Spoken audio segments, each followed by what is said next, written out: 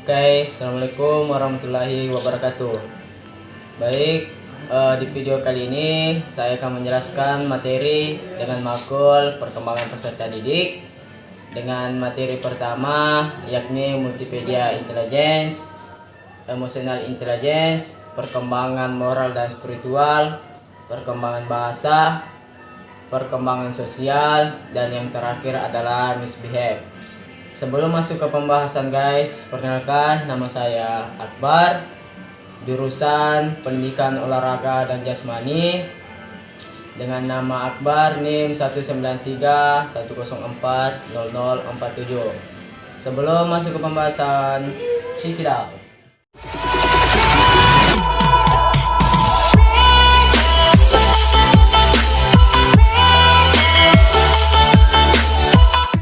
Oke guys, selanjutnya untuk masuk materi pertama yakni multimedia intelligence.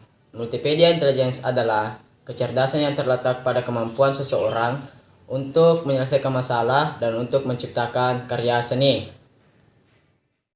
Setiap kecerdasan harus dilambangkan mempunyai riwayat perkembangan rawa terhadap cacat akibat kerusakan cedera pada wilayah otak tertentu. Kecerdasan multimedia intelligence terdiri dari yang pertama, kecerdasan verbal, logistik, kecerdasan logis, matematis, dan yang ketiga, kecerdasan visual, spasial, dan yang keempat, kecerdasan musikal, dan yang kelima, kecerdasan kinestetik, dan yang keenam kecerdasan integrasional, dan yang ketujuh kecerdasan naturalis, dan yang kedelapan kecerdasan interpersonal, dan yang kesembilan kecerdasan eksistensial.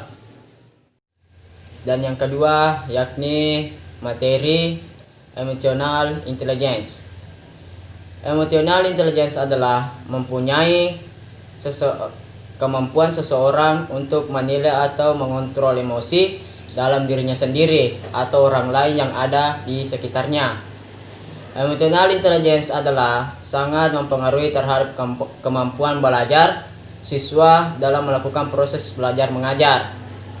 Menurut Goleman ada 5 macam kecerdasan emosi, yakni yang pertama yaitu kemampuan mengenai emosi diri, dan yang kedua kemampuan mengelola emosi, dan yang ketiga kemampuan memotivasi diri, dan yang keempat kemampuan mengenali emosi orang lain, dan yang terakhir ialah kemampuan membina hubungan. Baik, selanjutnya masuk di materi ketiga yakni perkembangan kognitif. Perkembangan kognitif adalah kemampuan berpikir pada manusia, dan yang kedua perkembangan positif manusia berkaitan dengan kemampuan manual dan fisik untuk memahami objek tertentu, memasukkan informasi ke dalam pikiran, mengubah pengetahuan yang telah ada dengan informasi yang baru diperoleh, dan perubahan tahapan terhadap berpikir.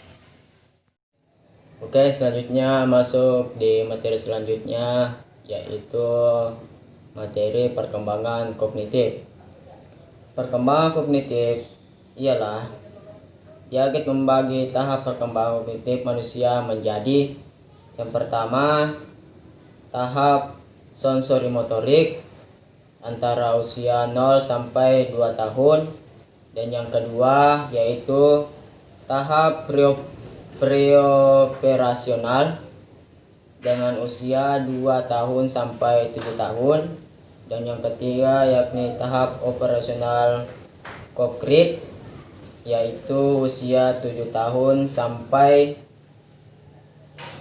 11 tahun, dan yang terakhir yaitu tahap operasional formal dengan usia 11 tahun sampai 16 tahun. Yaitu masuk di materi selanjutnya yakni dengan materi perkembangan moral dan spiritual. Perkembangan moral adalah perkembangan yang berkaitan dengan kemampuan seseorang untuk mengetahui baik dan buruk. Suatu perbuatan kesadaran melakukan perbuatan baik, kebiasaan melakukan perbuatan baik, dan rasa cinta terhadap perbuatan baik. Perkembangan spiritual adalah tahap di mana seseorang yang dalam hal ini adalah peserta didik untuk membentuk kepercayaan baik berupa kepercayaan yang berhubungan dengan religius maupun adat. Yakni masuk ke pembahasan selanjutnya, yaitu perkembangan bahasa. Bahasa adalah sarana yang digunakan setiap bahwa sebagai komunikasi dan interaksi dengan makhluk hidup. Manfaat bahasa yaitu sebagai pengantar dalam dunia pendidikan dan juga sebagai pengenalan situasi dalam penangkaan hal yang memperlakukan kejadian dalam lingkungan nyata. Perkembangan bahasa menurut Chomsky adalah dalam perkembangan bahasa terdapat pandangan atau terdiri dalam perkembangan bahasa anak yang berkembang antara lain. Baik, selanjutnya masuk ke materi yang terakhir, yaitu misbehave. Misbehave adalah sebuah perilaku yang menyimpan atau perilaku yang bertentangan atau tidak sejalan dengan tata tertib yang dapat mengganggu proses belajar mengajar, seperti mengancam teman dan mengidentifikasi teman, kemampuan moral, etika, dan norma. Faktor yang mempengaruhi misbehave yakni yang pertama siswa itu sendiri, dan yang kedua guru, dan yang ketiga lingkungan.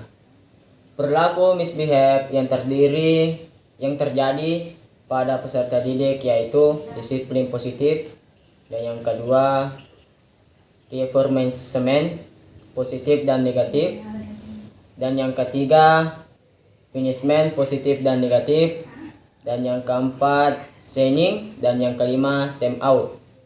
Itu saja yang saya sempat sampaikan dari materi yang saya tadi jelaskan.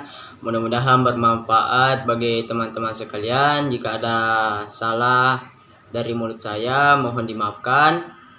Oke, see you next time. Bye-bye.